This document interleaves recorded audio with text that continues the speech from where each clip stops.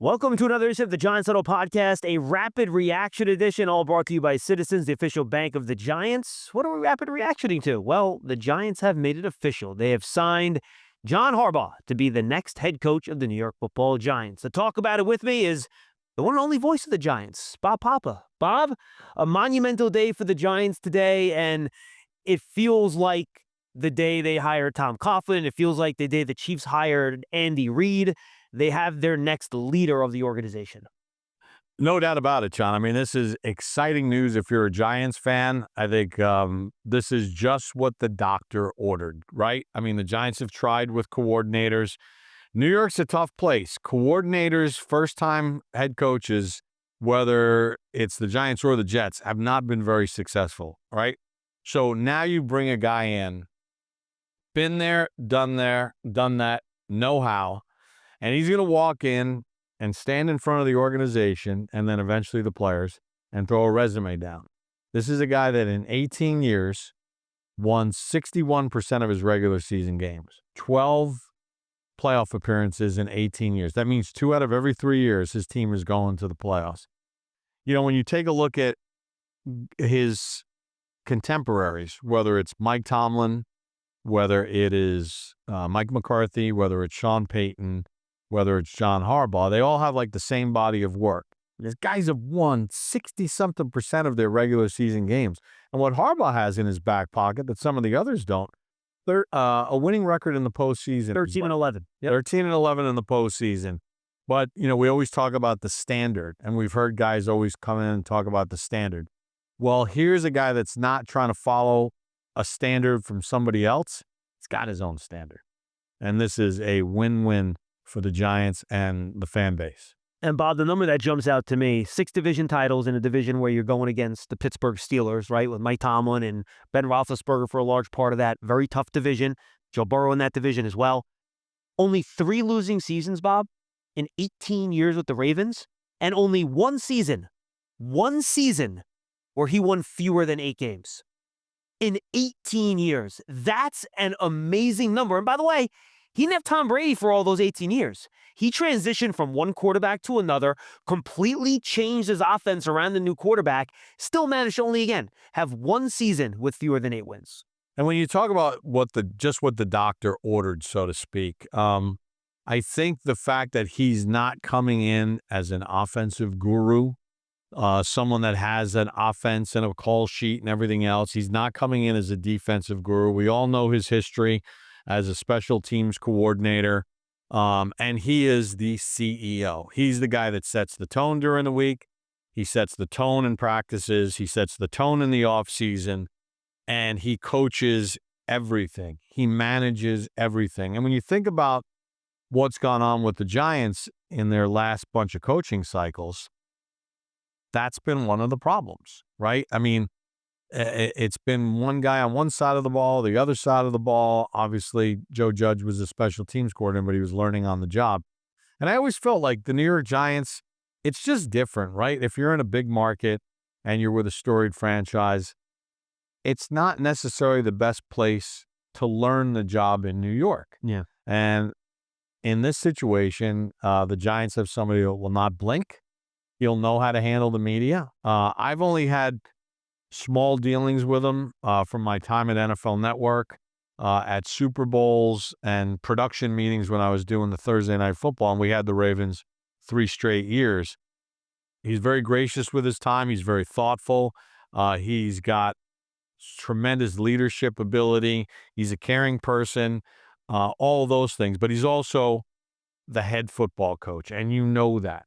And you know where the lines are. And I think, you know, listen, it's going to be a little bit of a culture shock in the locker room. But you know what he has on his resume? Got a Super Bowl championship. And I think that's huge for truly setting a new culture for this team. And he did get to an AFC Championship game back in 2023, very recently, only a couple years ago. So a history of success, certainly, with John Harbaugh. But Bob, that's the thing. And remember something.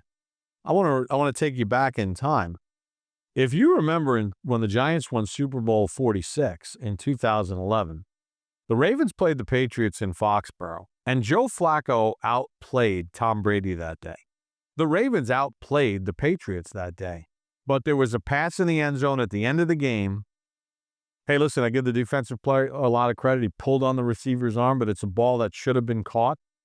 The Ravens have the lead in the last minute of that game, and then they missed the field goal thereafter, or else Super Bowl 46 could have easily been Giants-Ravens as opposed to Giants-Patriots. No question about it. And when he stands in front of these players, Bob, there's going to be no misunderstanding of who has the final say on what happens in the building when John Harbaugh stands in front of them. And that makes a difference, right? He's going to have his set of rules. You mentioned the high standard, and it's easy to say high standard. It's one thing to have lived by that standard and proven that standard works and show the players that there's proof that the standard works. And he's going to stand in front of them. And these players are going to have to get with his system and his situation because everyone knows that, again, this is his building. And there was a different feeling, Bob, when you walked in here and you knew that Tom Coughlin was in charge, right? And of course, and everything had I know the old cliche is the clocks, but it's true, right? You just walk in and it's a different feeling when you know that's the guy that's in charge of the building. And that will make a difference with the players in the locker room. Yeah, I mean, like when Tom Coughlin first came here, and obviously he was much more rigid than the Coughlin that we saw at the end. He matured and evolved as need be.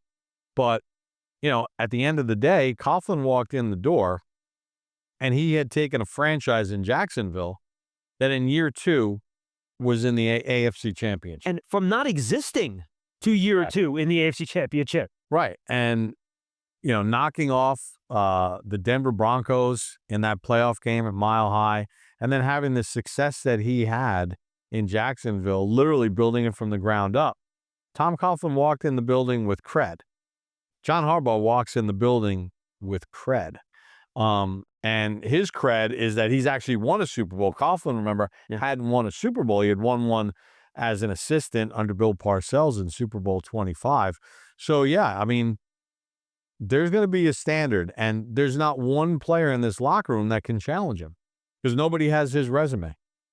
Nobody has his resume. It's not like it's a locker room filled with a lot of guys that had won Super Bowls, maybe here or elsewhere. Nobody has what he has. And if you don't want to conform, there'll be a door for you to walk out of. Huddle up, get in here. If you're lined up here, you gotta go over the middle with it to score. Right.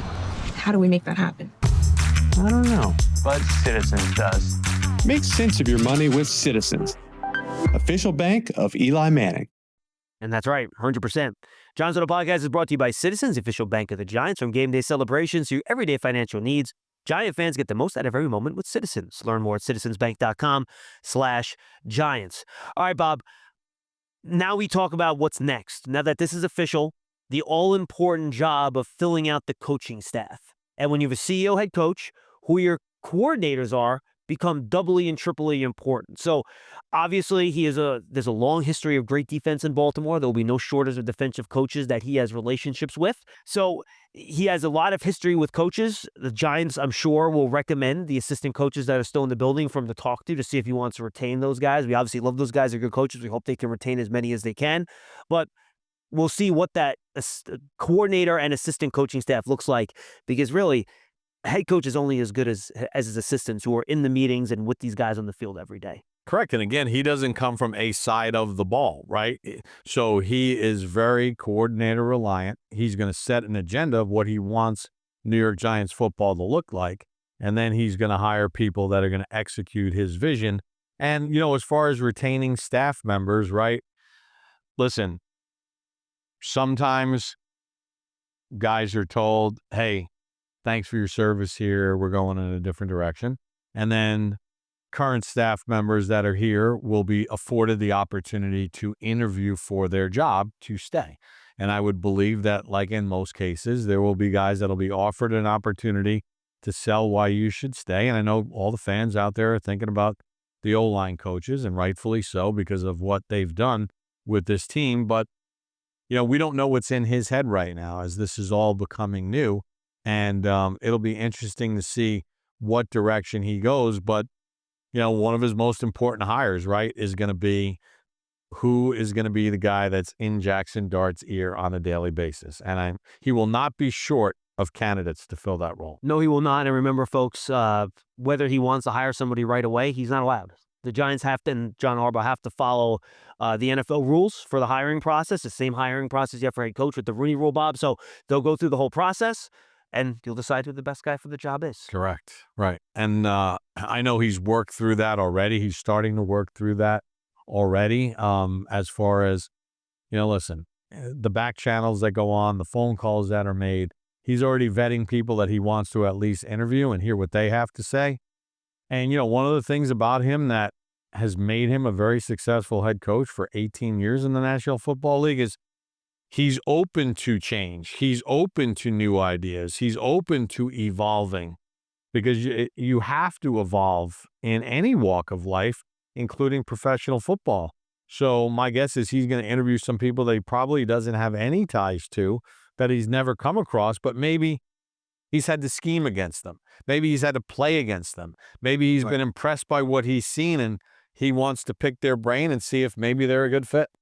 And, you bring up adjusting, and I think what gets me most excited, Bob, when the Ravens drafted Lamar Jackson, probably, if not the most, one of the most unique quarterback prospects that have ever been drafted in the National Football League. And what does John Harbaugh do? He takes an offense that was built around a very effective but a statuesque quarterback in Joe Flacco, who was a pocket passer that could not move. And he completely transforms everything the team did on that side of the ball to get the most out of the most important player. And I think that has to give Giant fans confidence and get them excited about what he builds around Jackson Dart to take advantage of his unique skill set with whatever coordinator he happens to bring in.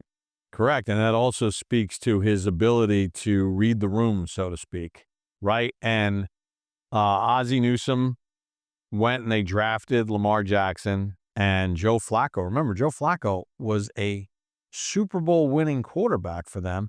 And like Eli Manning, Joe Flacco was an unbelievable quarterback in road playoff games.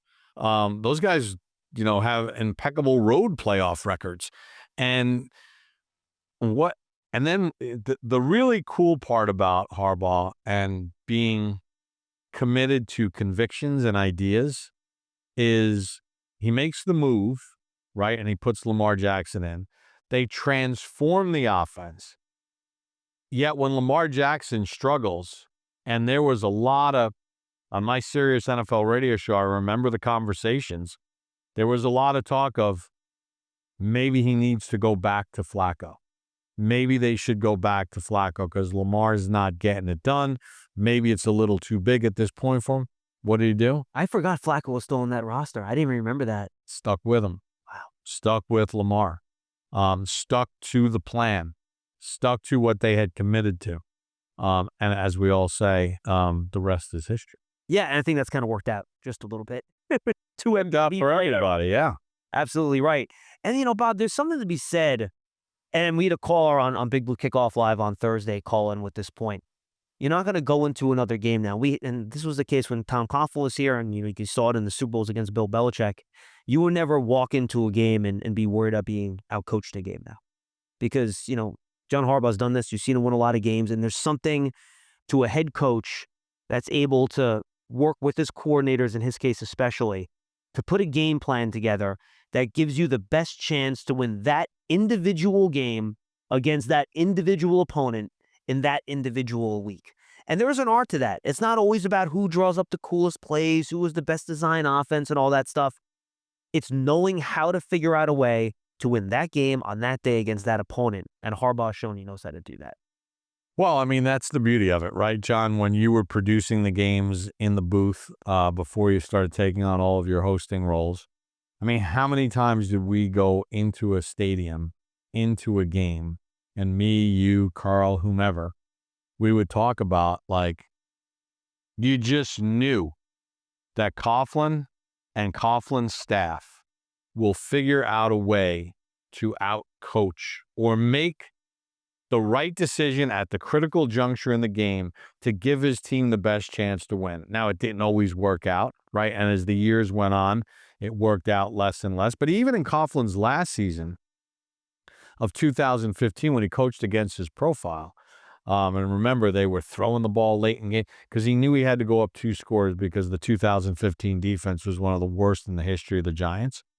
But Coughlin gave you chances to win games that you had no business winning. And then the ultimate compliment, and I heard this from numerous members of the Patriot coaching staff, even in that 2015 season, when the Giants should have beaten the Patriots at MetLife Stadium. They outplayed them in that football game. Coughlin took some chances late in the game to try to go up 2 scores because of Tom Brady. But I remember before the game being on the field, and, the Giants were struggling. And I remember a coach on the Patriots staff that I've known for years came up to me, we were talking about the game, and he said, Bill has been bothered by this game all week long, meaning Belichick. And Brady have been on edge all week long about this. And he's starting off his meetings putting pictures of Tom Coughlin and Eli Manning up. Because there are a lot of teams that when they stepped on the field against the Patriots in all of their might, became intimidated right away by Brady and Belichick because of their resume. Belichick's point to his team was, if we don't do everything correctly, those 2 guys on the other side are not scared of us. They don't fear us like some of these other teams do. They're not going to crumble. And when the game gets hard, they're digging and locking in. And that's what Tom Coughlin brought. And that's what John Harbaugh is going to bring to the table. The other thing I like about the hire, John, look, we all know that there's several layers to the NFL. Okay, there's the perennial winners like Kansas City has been and New England has been. There's Baltimore, there's Pittsburgh. Buffalo is now in that echelon. There's the 49ers. Not the new teams, but the teams that win consistently. The Eagles, sadly. But The Eagles, right? And then there's like another part of the NFL. And this is not a disrespect to the Arizona Cardinals or the Tennessee Titans, but the divisions that you are in, it makes a difference, right? Because some are Dallas. These are big market games that are always in the 425 window. Those teams get a lot more primetime games. Yeah, sure. And I love the fact that the Giants are hiring a coach that has been part of one of the great rivalries in NFL history. In the modern era, Baltimore, Pittsburgh, twice a year was must-see TV. It was called Steelers Week in Baltimore. It was called Ravens Week in Pittsburgh. And it was almost collegiate-like with this rivalry. And those games were in prime time. And they were standalone games, or they were in that big window. And the whole nation watched and anticipated it. And the games looked different. They were so physical. Correct. I love the fact that the Giants now have somebody that will be standing on the sideline with an NY logo on that is going to not blink or not panic or not be overwhelmed or not get lost in all of it because John Harbaugh has lived it. And think about just think about what that Thursday night game was against Philly this year and the energy and the environment and how exciting it was for the fans and for the national audience. That's Harbaugh games every week that he's experienced for 18 years and some of these other coaches. So I love the fact that in those moments, it's never going to be too big for him.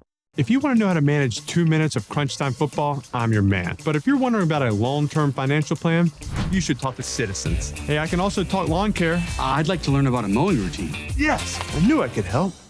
Make sense of your money with Citizens. 2 more questions for you, and then I'll give you the open floor to say whatever you want to say that I missed. Number one, I think it's important for fans to understand that this is not like a preordained thing. John Harbaugh could have easily picked another team. According to reports, he had interest in other organizations and had preliminary conversations with a lot of other organizations as well. And I think you have to give a lot of credit to Giants ownership, Joe Shane, and the rest of the front office staff all together that put on the full court press for this, that got this done, and got John Harbaugh to sign his name on the dotted line without even meeting any other teams in person. That's how important it was to him to get this job based on how it was presented. And I think a lot of credit needs to be given, and it shows that the Giants and the Giants ownership group still means a lot to people that are in the National Football League. And I think it shows that while the record the last 10 years has not been good, the Giants are still the Giants. And credit to ownership and management to getting this deal done the way they did. Well, absolutely. I mean, first of all, it's New York, right? And, if you can make it there, you can make it anywhere. And although Baltimore had all of their success, it's still New York. You can become legendary here. So that's enticing. But you mentioned the John Mara part of it, the ownership part of it. John Mara has been a very active owner on many committees, including the competition committee, for a long time. And, when they have these owners meetings, the coaches are always there, and there's a lot of interaction. And John Mara is very well respected across the National Football League. Now, I know Giants fans have been very upset over the last 10 years, the way things are gone, but his standing within the owners, and when I say the owners, I don't just mean the owners. I mean other general managers. I mean people that work on higher, and even I've been told stories by people that are at the owners' meetings, that sit in those meetings, that are not as high up on the league food chain. But when John Mara talks, everybody listens and they pay attention. And John Harbaugh, over 18 years of all this, I'm sure has gotten that sense. And of course, he's had to have had a relationship. And then with Chris Mara's background in football, having, run a very successful scouting service outside of the organization, and with Harbaugh being a coach for so long, paths cross. So there becomes an area of comfort. And I think this was comfortable for him. I'm sure he leaned into Andy Reid, and Andy Reid has nothing but great things to say about the Mara and Tisch family and the Giants organization. When you think about Coach Coughlin kind of weighing in on it, and even Brian Daboll, when was the last time that you heard of a coach that was let go by a team in the season, Like 2 months earlier, and reaches out to a potential new head coach, his replacement, to sell the organization, sell the people, sell the quarterback? That's rare. I don't think I've ever remember hearing that. I haven't. So, yes, the New York Giants logo means something. And if you're a historian of the league and you're a historian of the sport, you know what this franchise means to the overall league, without getting into all the other historical parts of it that we discussed last year in 100 seasons with revenue sharing and all that other stuff. But I think it meant something to him. And look, you got Abdul Carter, you have Brian Burns, Kayvon Thibodeau's under a 5th-year option. You have pieces in place, and you have Andrew Thomas, and you have Jackson Dart, and you have Malik Neighbors at some point. So there's also talent here, right? I mean, if it was Barron, he wouldn't be here. But again, it's the Sinatra song. If I can make it there, I can make it anywhere. And even though Harbaugh has already made it as a Hall of Fame coach just on his resume now, you got a chance to supersize it. And that was my last question for you on the roster, because I think that has something to do with this too. He would not have come here if he didn't think Jackson Dart could be a franchise-level quarterback. No chance. And then you throw in some of the defensive cornerstones, pieces you mentioned, throw in Malik Neighbors whenever he gets back from his knee injury. There are enough pieces here, and credit goes to Joe Schoen for this, and also Dave Gettleman before him, who brought some of these pieces in, right? And Joe Schoen re-signed some of those pieces into contract extensions, that they've put a good enough foundation where John Harbaugh believes that the players here, and then the other part of this, Bob, we're going to see him now form this roster in his image, right? Players that maybe he had with him before that can bring the culture with them for the organization. A giant free agent, Jermaine Illuminor, played for him in Baltimore, someone to keep an eye on, right? That's where he first broke in. Exactly. So how does this all come together now? And how does he, see the roster? Where does he think there are needs? A big part of this was him studying the roster and studying the tape last year to see what he thinks this team needs and seeing how he wants to construct the roster in conjunction with Joe Shane in the front office. I think will be a very fascinating thing over the course of the offseason. But the Giants do have assets. They can move money around, create some cap space, get the 5th overall pick. There is an ability here to add to the roster. Yeah, I mean, and there's been some really insightful reporting on this by Ian O'Connor, who has been absolutely brilliant in all this because it's been very factual along the way, but he's obviously has been very well sourced in all this. But he had written something about before Harbaugh had even been fired in Baltimore, because he also got a sense that maybe it is coming to an end. He was looking at, where could be landing spots. And according to the reporting that was out there, he had already had his eye on the Giants. He had already had his eye on a legacy organization. And, they have access to all the coaches' tape in their offices. I'm sure he looked at some stuff and probably said, hey, if I'm out of here, that's a place I want to zoom in on. So it's awesome. It's cool. It's exciting. And it's just what the doctor ordered for this franchise at this point in time. Anything else you want to say? No, I can't wait for OTAs and training camp to start. Sometimes they're going to be physical. They'll be physical, all within the rules. Oh, well, of course, within the rules. But I was more referring to training camp than OTAs, obviously. OTAs, you're living in no pants and all that stuff. But yeah, it's going to be fun. Camp will be fun. Yeah, it's going to be fun watching him assemble his staff, see which direction the roster goes. Obviously, he's going to build this roster in the image and likeness of what a John Harbaugh team looks like. And there's no more of a football guy and a football coach than the Harbaughs and John Harbaugh, of course. Yeah. One of them. So also coaching family. Bob, good stuff, my friend. All right, Johnny. Bobby Papa, voice of the Giants. I'm John Schmeelk. Thanks for being with us right here on the Giants Huddle podcast, brought to you by Citizens, the official bank of the Giants. Coming to you from the Giants podcast studio, presented by Hackensack Meridian Health. Keep getting better. For Bob Papa, I'm John Schmeelk. The Giants have their new head coach, John Harbaugh.